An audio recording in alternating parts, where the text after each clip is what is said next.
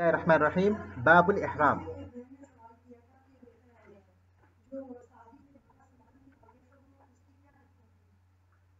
उसकी हिकमत ये थी कि उसके पड़ोसी को सबक मिल जाए। जो भी आता पड़ोसी से पूछता, कहता कि मेरा पड़ोसी बड़ा सलूक कर रहा है, तो जाकर उसको नसीहत करते, तो उस पड़ोसी को सबक देना उसकी हिकमत थी। बाबुल इहराम, मैं इबारत पढ़ रहा हूँ। मन अराद अल इहराम अस्तुहिब्ब लहू अन यगतसिल व यतनज़्ज़फ़ व यततय्यब व यतजर्रद अनिल मखीत व यल्बस इज़ारन व रिदाअन अबयदैन नज़ीफ़ैन सुम्मा युसल्ली रकअतैन व युहरिमु अक़ीबहुमा व हुवा अन यनवियल इहराम। बीच में कामा निकाल दीजिए। व हुवा अन यनवियल इहराम व युस्तहब्बु अन यंतिक़ बिमा अहरम बिही वयश्तरितु वयक़ूलु अल्लाहुम्मा इन्नी उरीदु नुसुकल फुलानिय्या फ़इन हबसनी हाबिसुन फ़महल्ली हैसु हबस्तनी व हुवा मुख़य्यरुन बैन तमत्तुइ वल इफ़रादी वल क़िरानी व अफ़ज़लुहुमा तमत्तुउ सुम्मल इफ़रादु। इसके बाद से आप इतना पूरा निकाल दीजिए। सुम्मल इफ़रादु के बाद सुम्मल इफ़रादु तक रखिए। उसके बाद ये निकाल दीजिए। वह हुवा अन युहरिम बिल हज मुफ़रिदन सुम्मल क़िरानु वह हुवा अन युहरिम बिल उम्रती सुम्मा युदखिलु अलैहल हज। यहाँ तक आप निकाल दीजिए। पेपर आप उससे मदद लीजिए, पढ़िए पेपर पर। आप लोग अपने पेपर अपने पास रखिए। हाँ, मैंने व्हाट्सएप को पढ़ने के लिए नहीं कहा, व्हाट्सएप मदद के लिए रखिए। पेपर ही पेपर में सुम्मल इफ़रादु व अफ़ज़लुहा तमत्तु सुम्मल इफ़रादु, यहाँ तक तो बाकी रखिए। उसके बाद वहुवा अन युहरिमा बिल हज मुफ़रिदन सुम्मल क़िरानु वहुवा अन युहरिमा बिल उम्रती सुम्मा युदखिलु अलैहा अल हज, यहाँ तक आप निकाल लीजिए। सुम्मल इफ़रादु यहाँ तक रखिए आप। चौथी लाइन में नंबर 10 के बाद जो है सुम्मल इफ़रादु, उसको रखिए।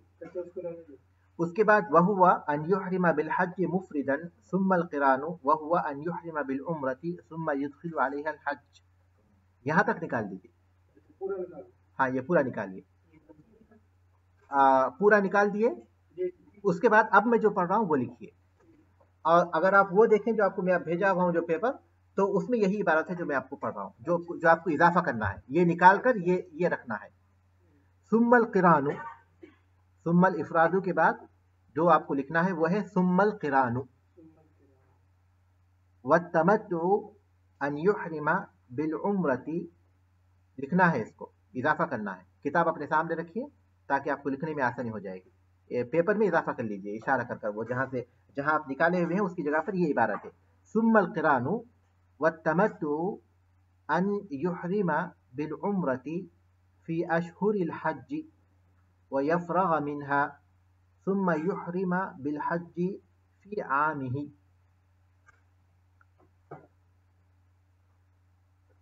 फिर पढ़ूं मैं। सुम्मल क़िरानु वत्तमत्तु अन युहरिमा बिल उम्रती फी अशहुरिल हज्ज व यफ़रग़ मिन्हा सुम्मा युहरिमा बिल हज्ज फी आमिही। लिख चुके आप? आगे लिखिए। वल इफ़रादु अन युहरिमा, वल इफ़रादु अन युहरिमा बिल हज्ज वहदहु, वल इफ़रादु अन युहरिमा बिल हज्ज वहदहु वल क़िरानु अन युहरिमा बिहिमा औ युहरिमा बिल उम्रती सुम्मा युदखिलु अलैहल हज। बस यहाँ तक लिखना है। उसके बाद फिर उसी बात को कंटिन्यू करना है, ऊपर वाली अलैहल हज तक लिखिए। उसके बाद फिर कंटिन्यू कीजिए। जो आपको लिखना है मैं उसको फिर पढ़ रहा हूँ। सुम्मल क़िरानु वत्तमत्तु अन युहरिमा बिल उम्रती फी अशहुरिल हज्ज व यफ़रग़ मिन्हा सुम्मा युहरिमा बिल हज्ज फी आमिही वल इफ़रादु अन युहरिमा बिल हज्ज वहदहु वल क़िरानु अन युहरिमा बिहिमा औ युहरिमा बिल उम्रती सुम्मा युदखिलु अलैहल हज्ज।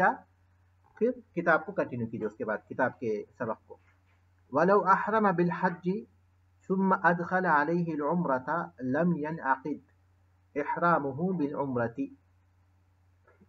فإذا استوى على راحلته لبى فقال لبيك اللهم لبيك لبيك لا شريك لك لبيك إن الحمد والنعمة لك والملك لا شريك لك. ويستحب الإكثار منها ورفع الصوت بها لغير النساء، وهي آكد فيما إذا علا نشزا أو هبط واديا أو سمي ملبيا أو فعل محظورا ناسيا أو لقي ركبا، وفي أدبار الصلاة المكتوبة وبالأسحار وإقبال الليل والنهار. ٹھیک ہے، اب ترجمے کی طرف آئیے. باب الاحرام، احرام کا باب. باب الاحرام، احرام کا باب. من اراد الاحرام، جو احرام کا ارادہ کرے. من اراد الاحرام استحب له، جو احرام کا ارادہ کرے اس کے لیے مستحب ہے. ان یغتسل، کہ وہ غسل کرے. ویتنظف، اور پاکی صفائی حاصل کرے. اور پاکی صفائی حاصل کرے. ویتطیب، اور خوشبو لگائے. اور خوشبو لگائے. ویتجرد عن المخیط، اور سلے ہوئے کپڑے اتار دے. اور سلے ہوئے کپڑے اتار دے. ویلبس ازارا ورداء، اور ایک ازار اور چادر پہن لے. اور دو چادریں پہن لے، ایک کو ازار کے طور پر، ایک کو اوپر ڈال دے. ویلبس ازارا، اور ایک ازار پہن لے. ورداء، اور ایک چادر. ابیضین نظیفین، سفید صاف ستھری. سفید صاف ستھری، سفید صاف ستھری دو چادریں پہن لے. ثم یصلی رکعتین، پھر دو رکعت نماز پڑھے. پھر دو رکعت نماز پڑھے. ویحرم عقیبہما، اور ان کے بعد احرام باندھے. ویحرم عقیبہما، اور ان کے بعد احرام باندھے. وہو ان ینوی الاحرام، اور وہ کیا ہے؟ وہو، اور وہ ان ینوی الاحرام، یہ ہے کہ وہ احرام کی نیت کرے. وہو ان ینوی الاحرام، اور وہ یہ ہے کہ وہ احرام کی نیت کرے.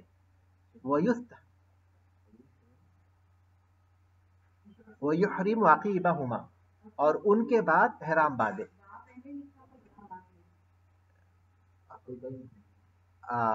عقیبیہما،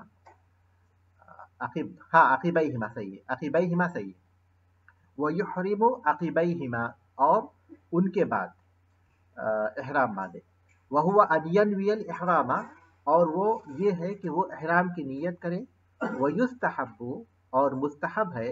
ان ینطق بما احرم، کہ وہ زبان سے کہے جس چیز کا اس نے احرام باندھا ہے. بما احرم بھی، جس کا اس نے احرام باندھا ہے. اور مستحب ہے کہ وہ زبان سے ادا کرے اس چیز کو جس کا اس نے احرام باندھا ہے. ویشترط، اور شرط رکھے یا شرط لگائے. ویقول، اور کہے. ویشترط، اور شرط رکھے. ویقول، اور کہے. اللہم، اے اللہ. انی ارید النسک الفلانیہ، میں فلاں حج یا عمرہ کرنا چاہتا ہوں. میں فلاں نسک ادا کرنا چاہتا ہوں. نسک کہتے ہیں حج یا عمرے کے اعمال کو. اللہم، اے اللہ. انی ارید، میں چاہتا ہوں. النسک الفلانیہ، فلاں نسک. فلاں نسک کا میں ارادہ کرتا ہوں. یہ اپنی زبان سے کہے. فَإِنْ حَبَسَنِي حَابِسٌ، اس کے ساتھ یہ بھی کہے. فَإِنْ حَبَسَنِي حَابِسٌ، اگر کوئی روکنے والی چیز مجھے روک دے. فَمَحَلِّي، تو میرے حلال ہونے کی جگہ ہوگی. حیث حبستنی، جہاں تو مجھے روک دے. فَإِنْ حَبَسَنِي حَابِسٌ، اگر کوئی روکنے والی چیز مجھے روک دے. فَمَحَلِّي، تو میرے حلال ہونے کی جگہ ہوگی. حیث حبستنی، جہاں تو مجھے روک دے. وَهُوَ مُخَيَّرٌ بَيْنَ التَّمَتُّعِ وَالْإِفْرَادِ وَالْقِرَانِ، اور اسے اختیار ہے تمتع، افراد اور قران میں سے کسی کو بھی اپنانے کا. وَهُوَ مُخَيَّر، اور اسے اختیار ہے. بین التمتع والافراد والقران، تمتع، افراد اور قران میں سے کسی کا بھی احرام باندھنے کا. وَأَفْضَلُهَا التَّمَتُّعُ، اور اس میں افضل تمتع ہے. ثم الافراد، پھر افراد ہے. ثم القران، پھر قران ہے، اور اس میں سب سے افضل تمتع ہے، پھر افراد ہے، پھر قران ہے۔ والتمتع ان يحرم بالعمرة فی اشہر الحج، اور تمتع یہ ہے کہ وہ عمرے کا احرام باندھے حج کے مہینوں میں، اور تمتع یہ ہے کہ وہ عمرے کا احرام باندھے حج کے مہینوں میں، وَيَفْرَغَ مِنْهَا، اور اس سے فارغ ہو جائے، ثُمَّ يُحْرِمَ بِالْحَجِّ فِي عَامِهِ، پھر اسی سال حج کا احرام باندھے، والافراد ان يحرم بالحج وحدہ، اور افراد یہ ہے کہ صرف حج کا احرام باندھے، والقران ان يحرم بهما، اور قران یہ ہے کہ حج اور عمرے دونوں کا احرام باندھے، او یحرم بالعمرۃ، یا عمرے کا احرام باندھے، ثم يدخل علیہ الحج، پھر اس پر حج کو بھی داخل کر دے، اور عمرے کا احرام باندھے پھر اس پر حج کو بھی داخل کر دے۔ ولو احرم بالحج، اور اگر وہ حج کا احرام باندھے، ثم ادخل علیہ العمرۃ، پھر اس پر عمرے کو داخل کرے، لم ینعقد احرامہ، تو اس کا احرام منعقد نہیں ہوتا، بالعمرۃ، عمرے کا۔ ولو احرم بالحج، اگر وہ حج کا احرام باندھے، ثم ادخل علیہ العمرۃ، پھر اس پر عمرے کو داخل کرے، لم ینعقد احرامہ بالعمرۃ، تو اس کے عمرے کا احرام منعقد نہیں ہوتا۔ فَإِذَا اسْتَوَىٰ عَلَىٰ رَاحِلَتِهِ، جب اپنی سواری پر درست ہو جائے، یعنی اپنی سواری پر سوار ہو جائے، لبا، تو تلبیہ کہے، فقالا، پس کہے، جب سواری پر درست طور پر بیٹھ جائے تو تلبیہ کہے اور کہے، لبیک اللہم لبیک، حاضر ہوں اے اللہ میں حاضر ہوں، اے اللہ میں حاضر ہوں، لبیک لا شریک لک لبیک، حاضر ہوں تیرا کوئی شریک نہیں، میں حاضر ہوں، ان الحمد والنعمت لک والملک، یقیناً تیری ہی تعریف ہے، اور نعمت کا بھی تو مالک ہے، اور حکومت کا بھی تو ہی مالک ہے۔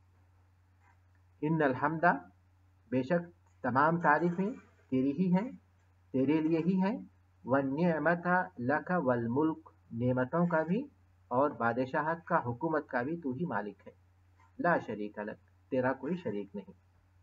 ویستحب الاکثار منہا، اور کثرت سے تلبیہ پڑھنا مستحب ہے، یستحب الاکثار منہا، اور اس کا کثرت سے ادا کرنا مستحب ہے، ورفع الصوت بہا، اور بآواز بلند کہنا مستحب ہے، اس میں آواز کو بلند کرنا یعنی بآواز بلند کہنا مستحب ہے، لغیر النساء، عورتوں کے علاوہ دوسروں کے لیے، یعنی مردوں کے لیے۔ لغیر النساء کا ترجمہ اگر ہم جو ہے مردوں کے لیے کر دیں گے تو بھی کافی ہے، بس اس میں یہ ثابت، اس میں ذرا وضاحت کرنے کے لیے کہ عورتوں کو بلند آواز نہیں کرنا چاہیے، اس کے لیے انہوں نے لغیر النساء کے الفاظ رکھے۔ وہی آکد، اور یہ زیادہ متاکد ہے، کیا چیز؟ تلبیہ، فیما، اس وقت، اور تلبیہ کہنا زیادہ متاکد یعنی تاکید، جس پر زیادہ تاکید ہے، تلبیہ کا کہنا اس وقت ان حالات میں زیادہ تاکیدی حکم ہے۔ وہی آکد، اور یہ زیادہ متاکد ہے، فیما، اس وقت، اذا علا نشرن، جب کسی اونچائی پر چڑھے، او ہبط وادین، یا کسی وادی میں اترے، او سمع ملبین، یا کسی کو تلبیہ کہتے ہوئے سنے، نشرن، جی نشزن، اذا علا نشزن، جب کسی اونچائی پر چڑھے، او ہبط وادین، یا کسی وادی میں اترے، او سمع ملبین، یا کسی کو تلبیہ کہتے ہوئے سنے، او فعل محظورا ناسیا، یا بھول کر کسی ممنوع چیز کا ارتکاب کرے، او فعل محظورا ناسیا، یا بھول کر کسی ممنوع چیز کا ارتکاب کرے، او لقی رکبا، یا کسی قافلے سے ملاقات ہو جائے یا کوئی قافلہ گزرے یعنی ملاقات ہو جائے یعنی گزرے، او لقی رکبن یا کسی قافلے سے ملاقات ہو جائے، وفی ادبار الصلاۃ المکتوبۃ اور فرض نمازوں کے بعد، وفی ادبار الصلاۃ المکتوبۃ اور فرض نمازوں کے بعد، وبالاسحار اور صبح کے اوقات میں، واقبال اللیل والنہار اور دن اور رات کے آنے کے وقت، دن اور رات کے آنے کے وقت یعنی صبح میں، دن میں بھی اور رات میں بھی۔ باب الاحرام، احرام کا باب۔ احرام یہ تحریم سے ہے، احرام تحریم سے ہے، اور احرام کی تعریف ہے نیت الدخول فی النسک، احرام کہتے ہیں نیت الدخول فی النسک، حج یا عمرے کے اعمال میں داخل ہونے کی نیت کرنا، حج یا عمرے کے اعمال میں داخل ہونے کی نیت کرنا، نسک میں داخل ہونے کی نیت کرنا۔ اور اس کو احرام اس لیے کہا جاتا ہے کہ آدمی جب احرام باندھ لیتا ہے تو بعض وہ چیزیں جو اس کے لیے مباح تھیں وہ حرام ہو جاتی ہیں، جیسے کہ خوشبو، بیوی سے ملاقات کرنا یعنی بیوی سے تعلق قائم کرنا، سلے ہوئے کپڑے پہننا وغیرہ وغیرہ، جو جن کو محظورات احرام کہتے ہیں، جو اس کے بعد والے باب میں بیان کیے ہیں مؤلف نے۔ تو یہ احرام ہے، احرام کی تعریف ہے نیت الدخول فی النسک۔ اور اس کا حکم کیا ہے؟ فرائض حج میں سے ہے، کیونکہ احرام نیت ہے، اور نیت کے بغیر کوئی عمل منعقد ہی نہیں ہوتا۔ انما الاعمال بالنیات، اعمال کا دار و مدار نیت پر ہے، تو اس کا حکم یہ ہے کہ یہ حج کے ارکان میں سے، حج کے فرائض میں سے ہے، جس کے بغیر حج یا عمرہ منعقد نہیں ہوتا۔ حج اور عمرے کے یہ ارکان اور فرائض میں سے ہے۔ تو احرام جو ہے نیت کا نام ہے، ان کپڑوں کے پہننے کا نام نہیں ہے، وہ احرام کے مستحبات میں سے ہے، لیکن احرام ہے نیت۔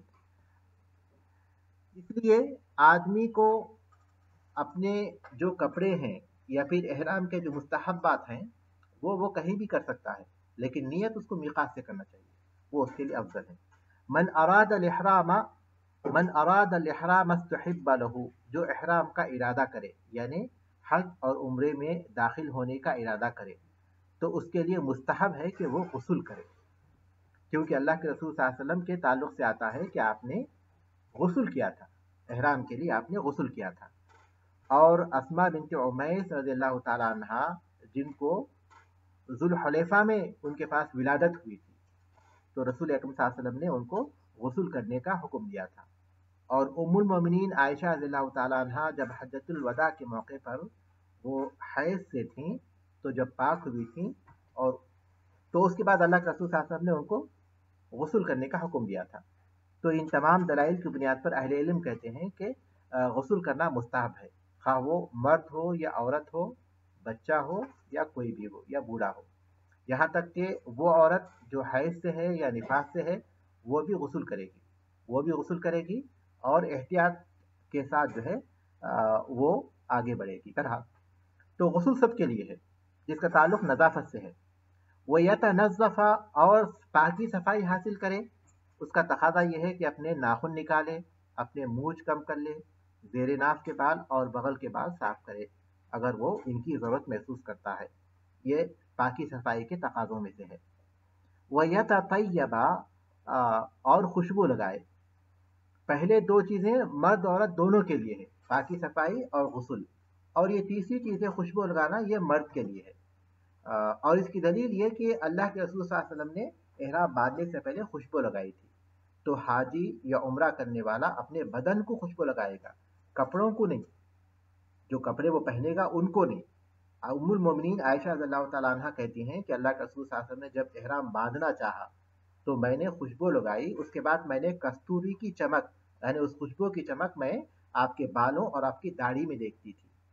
تو مرد خوشبو لگا سکتا ہے اپنے بدن میں، اپنے بالوں میں، اپنی داڑھی میں، تو وہ خوشبو لگائے گا، لیکن احرام سے پہلے، احرام کے بعد نہیں، اور وہ بھی بدن کو، کپڑوں کو نہیں، یہ بات یاد رکھنا ہے، ٹھیک ہے؟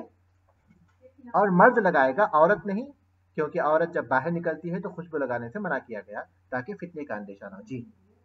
وَيَتَجَرَّدَ عَنِ الْمَخِيطِ اور سلے ہوئے کپڑوں کو اتار دے. یہ بھی مرد کے لیے ہے، سلے ہوئے کپڑوں کو اتار دے. اس کی دلیل یہ ہے کہ صحیح بخاری صحیح مسلم کی حدیث میں رسول اکرم صلی اللہ علیہ وسلم سے پوچھا گیا کہ ما یلبس المحرم، احرام باندھنے والا کیا کپڑے پہنے؟ تو آپ نے کہا لا یلبس القمیص، تو وہ قمیص نہ پہنے، ولا الامامۃ اور امامہ پگڑی نہ پہنے، ولا السراویل اور پیجامہ نہ پہنے، ولا البرانس اور ٹوپی نہ پہنے، ولا ثوبا مسہ الورس او الزعفران اور کوئی ایسا کپڑا نہ پہنے جس میں ورس ایک طرح کی خوشبو ہے اور زعفران لگا ہوا ہو. تو اس کا مطلب یہ ہے کہ خوشبو والے کپڑے نہیں پہنیں گے. بدن کو خوشبو لگا سکتے ہیں احرام سے پہلے، لیکن کپڑوں کو نہیں. تو اس حدیث کی روشنی میں آپ نے یہ کہا کہ قمیص نہ پہنو اور امامہ نہ پہنو اور پیجامہ نہ پہنو، ٹوپی نہ پہنو.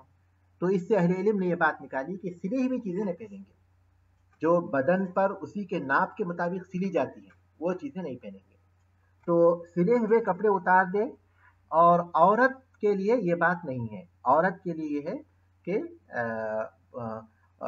وہ معمول کے کپڑے پہنے گی، زیب و زینت کے اظہار کے بغیر جو کپڑے عام طور پر پہنتی ہے وہی کپڑے پہنے گی. لیکن عورت پر جو پابندی ہے وہ یہ کہ لا تنتقب المحرمۃ ولا تلبس القفازین، وہ نقاب نہیں لگائے گی اور دستانے نہیں پہنے گی، اپنے چہرے اور اپنی ہتھیلیوں کو کھلا رکھے گی. اس سے بات معلوم ہوتی ہے کہ عورت ان چیزوں کو چھپاتی ہے. اسی لیے کہا گیا کہ احرام کی حالت میں اس کو یہ چیزیں ظاہر کرنا چاہیے، کیونکہ اگر وہ ظاہر ہی کرتی تو یہ نہیں کہا جاتا کہ اس کو ظاہر کرو بول کر. یہاں احرام کی حالت میں عورت پر یہ پابندی عائد کرنا کہ وہ اپنے چہرے کو اپنے ہتھیلیوں کو کھلا رکھے، یہ اس بات کی دلیل ہے کہ وہ ان چیزوں کو چھپاتی ہے. اس وجہ سے کہا جاتا ہے کہ نہیں اس حالت میں تم کو ظاہر کرنا ہے، کیونکہ وہ اگر ظاہر ہی رکھتی تھی، ان چیزوں کو پردہ نہیں کرتی تھی تو اس کو بولنے کی ضرورت نہیں پڑتی، کیونکہ وہ تو ہے ہی ظاہر. تو اس سے بھی یہ بات معلوم ہوتی ہے کہ چہرے کا پردہ یہ بہت ہی اہم ہے عورت کے لیے. لیکن یہ ہمارا موضوع نہیں ہے، ہم آگے بڑھیں گے.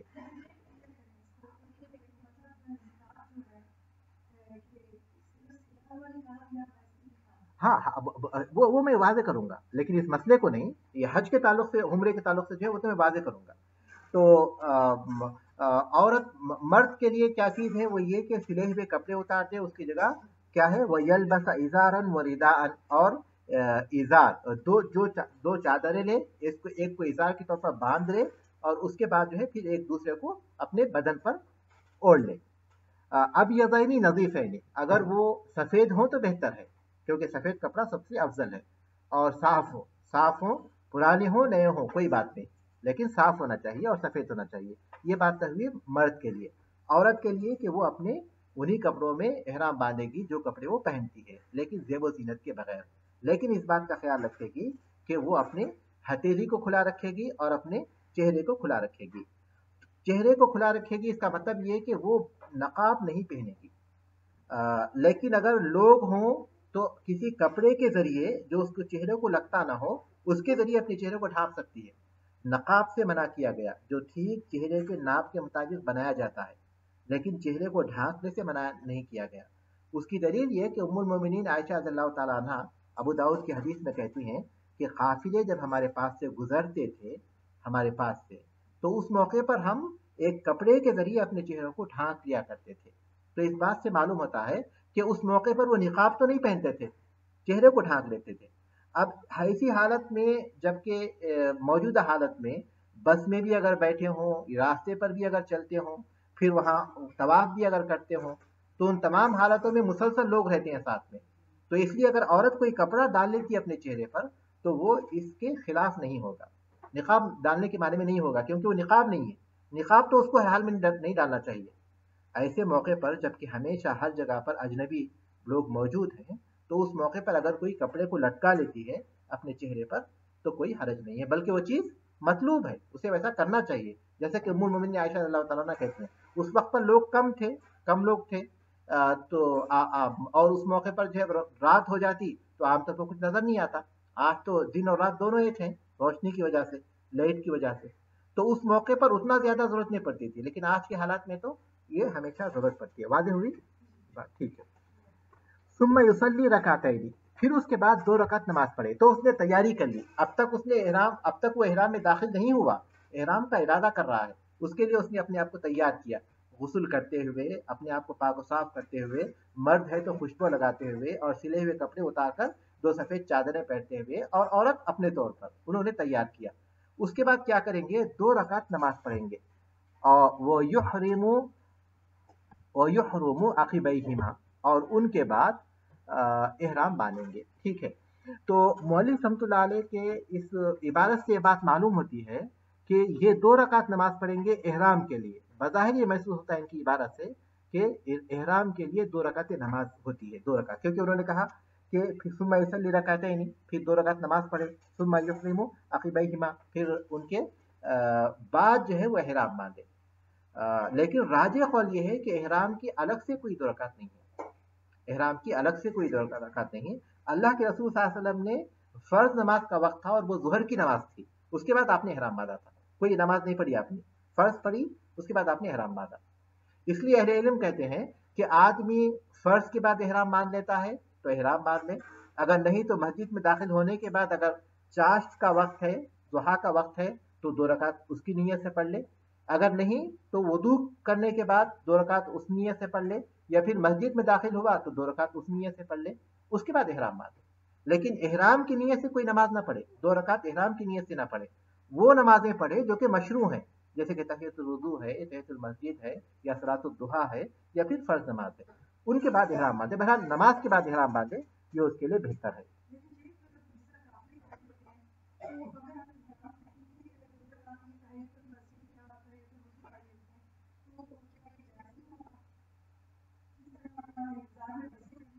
ہاں ٹھیک ہے. جی ہاں. جی ہاں. ہاں. کہاں پڑھتے ہیں تحیۃ المسجد؟ میقات کی مسجد میں نا. ہاں جی ہاں، وہ چیز اس میں داخل ہے بالکل.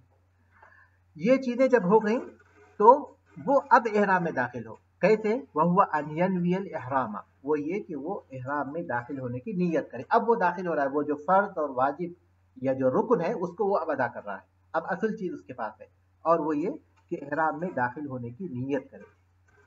وہ احرام میں داخل ہونے کی نیت کا مطلب یہ ہے کہ عمرے کی نیت کرے، حج کی نیت کرے، جو بھی نیت ہو اس کا اظہار کرے، اس کو اپنے دل میں سوچے گا. وَيُسْتَحَبُّ أَنْ يَنْطِقَ بِمَا أَحْرَمَ، اور مستحب ہے کہ جس چیز کا وہ احرام باندھ رہا ہے اس کو اپنی زبان سے بھی کہے، زبان سے بھی کہے. کیسے کہے؟ جیسے کہ وہ آگے کہتے ہیں اللہم انی ارید النسک الفلانیہ، اے اللہ میں فلاں نسک کو چاہتا ہوں. جیسے اللہم انی ارید عمرتن، اے اللہ میں عمرہ کرنا چاہتا ہوں. اللہم انی ارید حجتن، اے اللہ میں حج کرنا چاہتا ہوں. یہ جو نیت ہے اس کو زبان سے بھی کہے. یہ مولوی رحمۃ اللہ علیہ کا قول ہے، اور جمہور یہی کہتے ہیں، یعنی تاکہ زبان اور دل دونوں ایک ساتھ مل جائیں. ان کی جو تعلیل ہے وہ یہ کہ زبان اور دل دونوں ایک ساتھ مل جائیں. دل میں سوچے کہ وہ عمرے کی نیت کر رہا ہے، اور اسی طرح اپنی زبان سے بھی کہے کہ اللہم انی انوی، یا پھر اللہم انی نویت عمرتن، یا پھر اللہم انی ارید النسک الفلانیہ، اللہم انی ارید العمرۃ، اللہم انی ارید الحج، ایسا زبان سے بھی کہے. لیکن راجح قول یہ ہے کہ نیت کے کوئی الفاظ نہیں ہے، نیت کے کوئی الفاظ نہیں ہے، کیونکہ لغت میں نیت کہتے ہی ہیں دل کے ارادے کو، تو پھر الفاظ اس میں کہاں سے آ گئے؟ تو زبان سے اس کا ارادہ کرنا، زبان سے اللہم انی ارید، اللہم انی انوی، یا اللہم انی نویت، یہ صحیح نہیں ہے، صحیح نہیں ہے. شیخ الاسلام ابن تیمیہ رحمۃ اللہ علیہ نے اسے باقاعدہ بدعت کہا ہے. البتہ اپنے نسک کا اظہار کرے، نیت نہ کرے، نیت کے الفاظ کا اظہار نہ کرے، لیکن اپنے نسک کا اظہار کرے. وہ ہے اللہم انی ارید عمرتن، اللہم لبیک عمرتن. یہ اللہم اگر وہ جو ہے حج کا ارادہ کر رہا ہے تو اللہم لبیک حجن کہے، اور اگر وہ عمرے کا ارادہ کر رہا ہے تو اللہم لبیک عمرتن کہے. تو وہ اپنے نسک کا اظہار کرے کہ وہ کیا کرنا چاہتا ہے، لیکن اللہم نویتو کی جو نیت کے جو الفاظ ہیں اس کو ادا نہ کرے. سمجھ رہے ہیں نا فرق کو؟ ایک تو نیت کا اظہار کرنا اپنی زبان سے، اس کو غلط قرار دیا گیا، لیکن نسک کا اظہار کرنا وہ غلط نہیں ہے بلکہ وہ مطلوب ہے. اللہ کے رسول صلی اللہ علیہ وسلم سے وہاں نسک کا اظہار ثابت ہے. ٹھیک ہے. اب ان کے پاس ان کی دوسری عبارت کی طرف بھی آئیے. تو پہلی بات تو انہوں نے مولوی رحمۃ اللہ علیہ نے یہ کہی کہ مستحب ہے کہ اپنا جس چیز کا وہ احرام باندھتا ہے، جس کی وہ نیت کر رہا ہے، اس کو اپنی زبان سے بھی کہے، لیکن ہم نے کہا کہ یہ مرجو قول ہے اگرچہ کہ جمہور کا ہے۔ اس کے ساتھ یہ کہتے ہیں کہ وہ یشتریتو، اور شرط بھی لگائے، شرط لگائے۔ کیا شرط لگائے؟ وہ شرط کے الفاظ انہوں نے آگے بیان کیے، فَإِنْ حَبَسَنِي حَابِسٌ فَمَحَلِّي حَيْثُ حَبَسْتَنِي، کہ اگر کسی روکنے والی چیز نے مجھے روک لیا تو میرے حلال ہونے کی جگہ وہ ہوگی جہاں تو مجھے روک دے گا۔ وہ شرط لگائے کہ میں باندھ تو رہا ہوں، احرام تو باندھ رہا ہوں عمرے کا، لیکن آگے کوئی رکاوٹ پیدا ہو گئی تو جہاں رکاوٹ پیدا ہوگی وہاں میں حلال ہو جاؤں گا، وہ جگہ میرے حلال ہونے کی ہے۔ ٹھیک ہے، مولوی رحمۃ اللہ علیہ کے عبارت سے بظاہر یہ لگ رہا ہے کہ ہر ایک کو یہ شرط لگانا چاہیے، کیونکہ وہ عمومی بات کر رہے ہیں نا، ہر ایک کو یہ شرط لگانا چاہیے، لیکن یہ بات بھی مرجو ہے کیونکہ اللہ کے رسول صلی اللہ علیہ وسلم نے صحابہ نے عمومی طور پر کوئی شرط نہیں لگائی۔ البتہ ذبابہ بنت زبیر رضی اللہ تعالی عنہ نے جب رسول اکرم صلی اللہ علیہ وسلم نے ان سے پوچھا کہ کیا تم حج کر رہی ہو، تو انہوں نے کہا کہ مجھے کوئی درد محسوس ہو رہا ہے، تو آپ نے کہا کہ حجی واشتریطی، کہ تم حج کرو اور شرط لگا لو۔ پھر آپ نے یہ الفاظ ان کو سکھائے، یہ الفاظ جو کتاب میں لکھے ہوئے ہیں۔ تو ذبابہ بنت زبیر، ذبابہ ضاد سے، ذبابہ بنت زبیر۔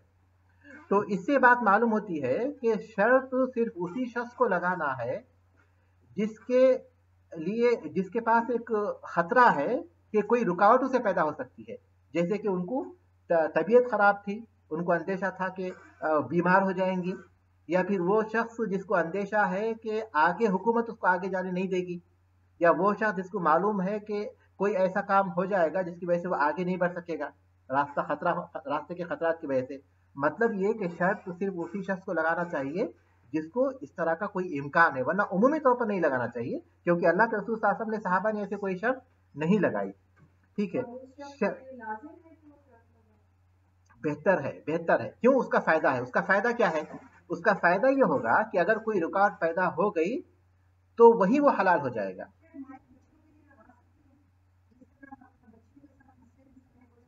نہیں، ان مسائل کے لیے نہیں لگائیں گے، ان مسائل کے علاوہ، کیونکہ وہ تو فطرت ہے، عورت کی فطرت کا حصہ ہے۔ وہ تو ہر ایک، جتنی بھی عورتیں رسول اللہ کے ساتھ تھیں حج میں، ان سب کو وہ چیز تھی، لیکن انہوں نے نہیں لگائی۔ ان کے لیے حلول ہے، ان کے لیے دوسری حل ہے۔ عورت کو اگر عمرہ کرنے سے پہلے عمرہ شروع کرنے سے پہلے حیض یا نفاس کا حالت پیش آتی ہے، تو وہ اپنے حج کو حج قران میں بدل دیں گی۔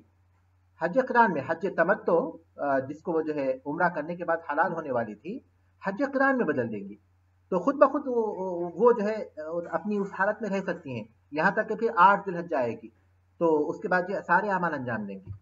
تو اس کے حلول ہیں عورتوں کے لیے، تو اس حالت کے لیے نہیں ہے یہ شرط، ایک ایسی حالت جس میں اس کے لیے واقعی رکاوٹ پیدا ہونے کا اندیشہ ہو، تو اس کا فائدہ یہ ہوگا، اس کا فائدہ یہ ہوگا شرط لگانے کا کہ اگر رکاوٹ پیدا ہو گئی، روک دیے گئے وہ، تو وہی وہ حلال ہو جائیں گے، ان کے اوپر کوئی دم نہیں ہوگا۔ اور اگر شرط نہیں لگائیں، رکاوٹ پیدا ہو گئی، تو ان کو کیا کرنا پڑے گا؟ دم دینا پڑے گا، ایک ہدی دینا پڑے گا، ایک ہدی دینا پڑے گا۔ فَإِنْ أُحْصِرْتُمْ فَمَا اسْتَيْسَرَ مِنَ الْهَدْيِ، اللہ تبارک تعالیٰ فرمایا کہ جب تم روک دے جاؤ تو جو میسر ہو ہدی وہ تم قربان کر دو۔ تو شرط لگانے کی صورت میں بغیر کسی ہدی کے وہ حلال ہو جائیں گے، لیکن شرط نہیں لگائے تھے، روک دیے گئے، تو حلال ہونے کے لیے ان کو ایک ہدی قربان کرنی پڑے گی۔ یہ فرق ہے۔ ہاں، وہ ہدی جو بھی ہے وہ مکے کے فقراء ہی میں تقسیم ہوگی، مکے ہی میں اسے قربان کیا جائے گا۔ واضح ہوگی دونوں باتیں، ایک تو نیت کی اور دوسری شرط کی، ٹھیک ہے نا؟ وَهُوَ مُخَيَّرٌ، اس کے بعد وہ بول رہے ہیں وَهُوَ مُخَيَّرٌ بَيْنَ التَّمَتُّعِ وَالْإِفْرَادِ وَالْقِرَانِ، اور اسے اختیار ہے تمتع، افراد اور قران میں سے جس چیز کو چاہے وہ اختیار کر سکتا ہے۔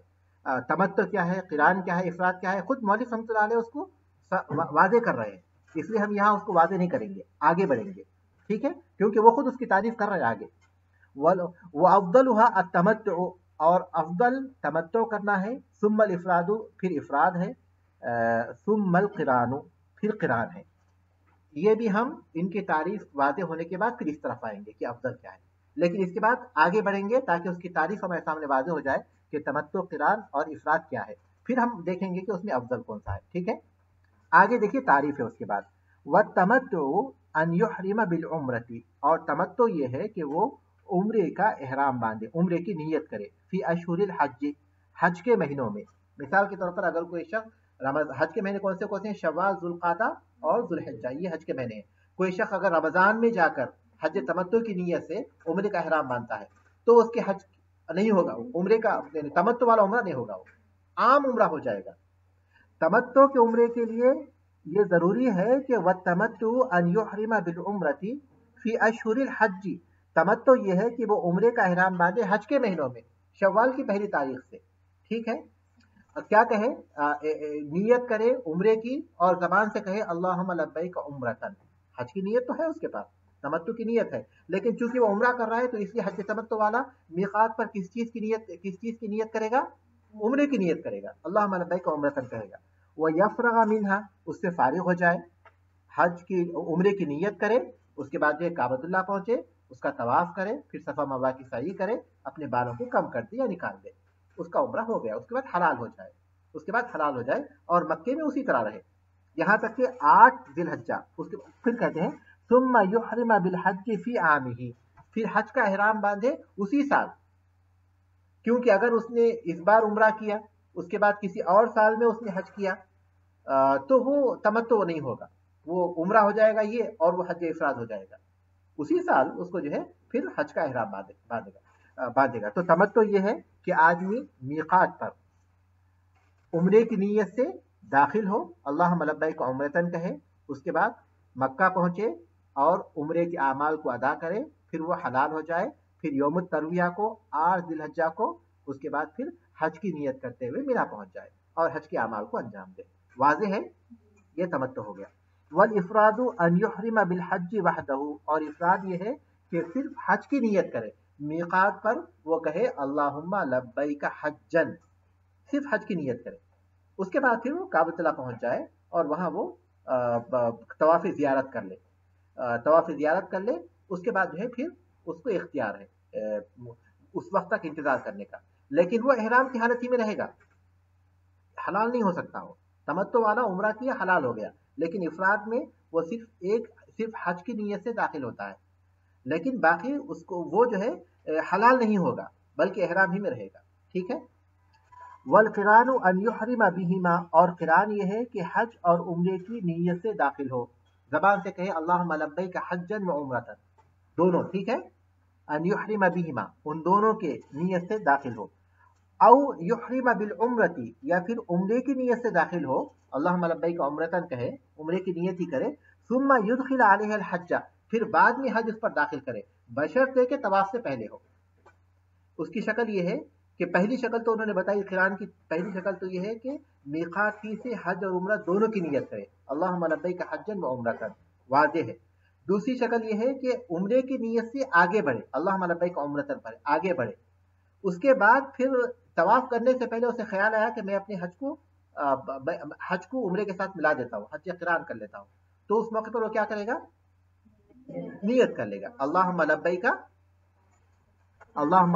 लब्बैक हज्जन वो उम्रतन, दोनों बांध ले तो दाखिल कर लेगा वो, लेकिन बशर्ते के उम्रे के अमाल के शुरू करने से पहले हो। तो उम्रे के अमाल के शुरू करने से पहले हज को उसमें शामिल कर क़िरान बना ले सकता है उसको, जबकि वो मीक़ात से सिर्फ उम्रे के इरादे से निकला था, लेकिन यहाँ उसने क़िरान बना दिया।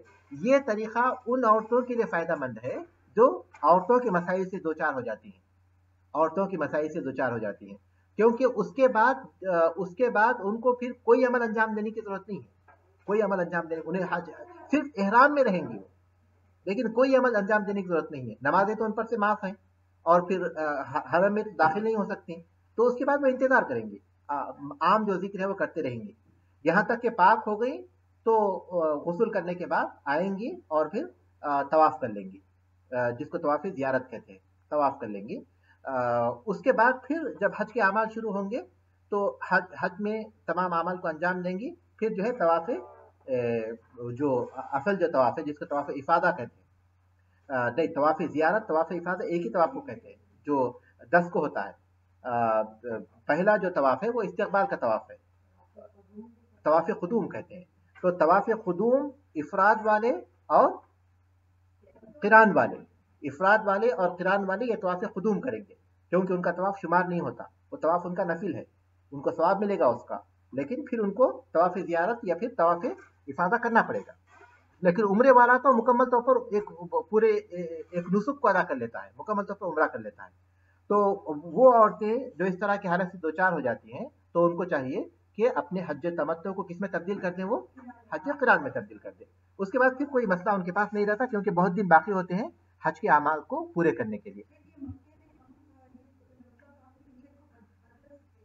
बदल सकते हैं, ठीक है, बिल्कुल। लेकिन नियत को बदलने के लिए कुछ उसूल हैं, जिसमें से एक उसूल ये है कि उम्रा करने से उम्रा तो पहले जो है कर ले वो। जी हाँ,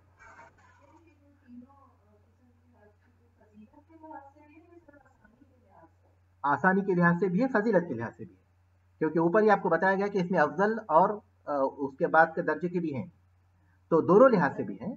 लेकिन जाहिर है कि उसके कुछ उसकी भी कुछ तफसीलात है, वो इंशाल्लाह आगे आएंगी। वलो अहरम बिल हज, और अगर वो हज का एहराम बांधे, सुम्मा अदखला अलैहिल उम्रता, उसके बाद उसमें हज उम्रे को दाखिल करे। पहली शक्ल ये थी कि उसने उम्रे का एहराम बांधा था और तवाफ शुरू करने से पहले उसमें हज को दाखिल कर लिया, तो वो किरान हो गया, कारिन हो गया वो।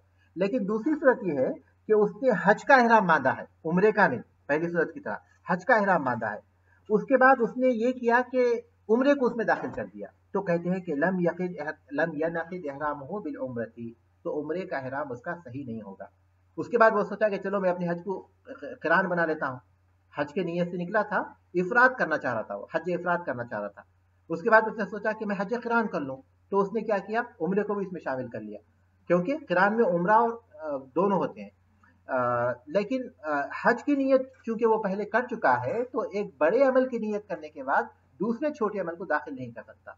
उसकी बुनियाद पर वो कहते हैं कि उसके उम्रे का एहराम तो मुनक़िद नहीं होता, लेकिन हज का एहराम तो सही होगा, हज का एहराम तो वो बांध कर निकला है, वो तो सही होगा, लेकिन उम्रे को वो दाखिल नहीं कर सकता।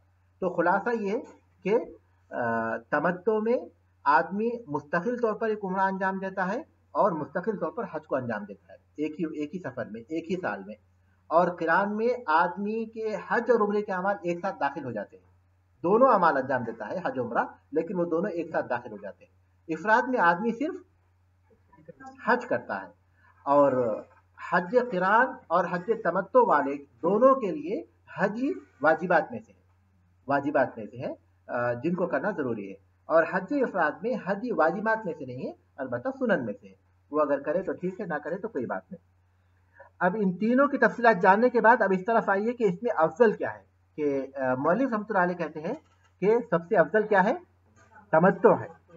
तमत्तो है इसलिए कि अल्लाह के रसूल सल्लल्लाहु अलैहि वसल्लम ने सहाबा को तमत्तो करने का हुक्म दिया, बल्कि यहाँ तक भी कहा वलो अन्नी इस्तक़बलतु मस्तदबरतु लम असुक़िल हदिया वजअलतुहा उम्रतन, मुझे जो बाद में मालूम हुई है, अगर पहले मालूम होती तो मैं हदी का जानवर अपने साथ नहीं लाता और सिर्फ उम्रे की नियत करता, यानी तमत्तो करता, क्योंकि तमत्तो में तो पहले उम्रा करते हैं ना, तो सिर्फ उम्रे की नियत करता। खुद अल्लाह के रसूल सल्लल्लाहु अलैहि वसल्लम ने भी तमत्तो करने की ख्वाहिश की थी, लेकिन चूंकि आप हदी का जानवर अपने साथ लाए थे, और जो हदी का जानवर लाता है उसको किरान करना चाहिए, इसलिए अल्लाह के रसूल सल्लल्लाहु अलैहि वसल्लम ने हज किरान किया था।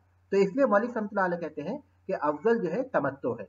उसके बाद वो दर्जा देते हैं इफराद को, जबकि वो सिर्फ हज है, इफराद को दर्जा देते हैं, हज इफराद को, जबकि हज किरान में तो उम्रा भी शामिल है, लेकिन उसके बाद वो दर्जा देते हैं इफराद को। उसकी वजह यह है कि बाज़ अहले इल्म कहते हैं कि अल्लाह के रसूल सल्लल्लाहु अलैहि वसल्लम का हज हज इफराद था, क्योंकि आपने मीक़ात से सिर्फ हज का एहराम बांधा था, हज का एहराम बांधा था। बाद में आपने जो है उसको अपना किरान बना लिया। तो आप सल्लल्लाहु अलैहि वसल्लम ने चूंकि हज इफराद का एहराम बांधा था, और इफराद में आदमी सिर्फ एक ही अमल अंजाम देता है, एक ही अमल अंजाम देता है, इसलिए उसको जो है उन्होंने अफजल बताया है। और इमाम शाफी रहमतुल्लाह अलैह कहते हैं कि हज इफराद उस वक्त अफजल है जबकि आदमी हज करे और उसी साल फिर उम्रा भी करे, तो उस मौके पर हज इफराद अफजल है, क्योंकि उसने दो सफर किए और मुस्तकिल अलग अलग काम किए, दो अलग अलग सफरों में। और फिर मौलिक रहमतुल्लाह अलैह तीसरे दर्जे में रखते हैं किरान को, जबकि उलमा के अक़वाल मुख्तलिफ हैं। बाज़ अहले इल्म कहते हैं कि सबसे अफजल किरान है, इसलिए कि अल्लाह के रसूल सल्लल्लाहु अलैहि वसल्लम ने किरान किया था, और अल्लाह के रसूल सल्लल्लाहु अलैहि वसल्लम अपने लिए अफजल काम ही मुंतखब करेंगे। बाज़ अहले इल्म कहते हैं कि सबसे अफजल तमत्तो है, और बाज़ अहले इल्म कहते हैं कि सबसे अफजल इफराद है। लेकिन हकीकत यह है कि उसकी तफसील है, उसकी तफसील ये है कि जो आदमी हदी का जानवर अपने साथ न ले जाए उसके लिए तमत्तो अफजल है, जैसा कि अल्लाह के रसूल सल्लल्लाहु अलैहि वसल्लम ने सहाबा को तमत्तो करने का हुक्म दिया। पहली बात इसकी तफसील है, तफसील में पहली बात यह है कि जो अपने साथ हदी का जानवर न ले जाए उसके लिए अफजल तमत्तो है, और जो अपने साथ हदी का जानवर लेकर जाए उनके लिए हज क़िरान अफजल है। जैसा कि अल्लाह के रसूल सल्लल्लाहु अलैहि वसल्लम अपने साथ हदी का जानवर ले गए थे, इसलिए आप सल्लल्लाहु अलैहि वसल्लम ने क़िरान किया। उसी वहीं वहीं से अलामत हो जाती है कि आदमी हज के अमल में दाखिल हो रहा है।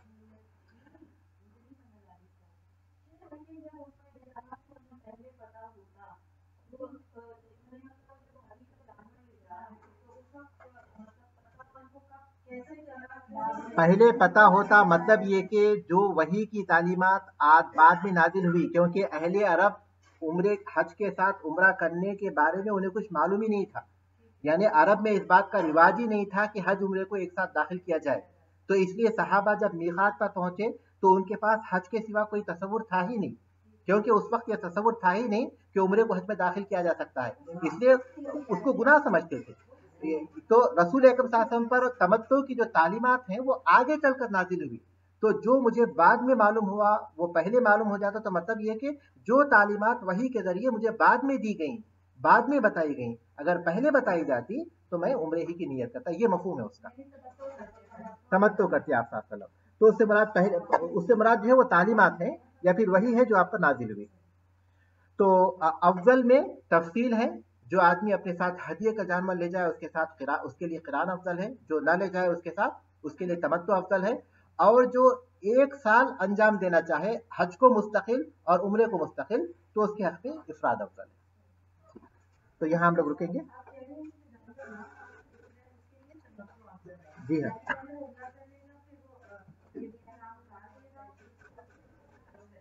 सही है।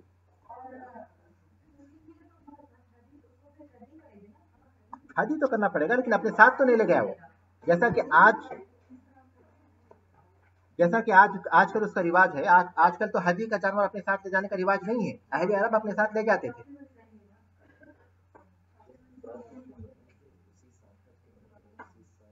उम्रा भी करें, नहीं नहीं, साल में कभी भी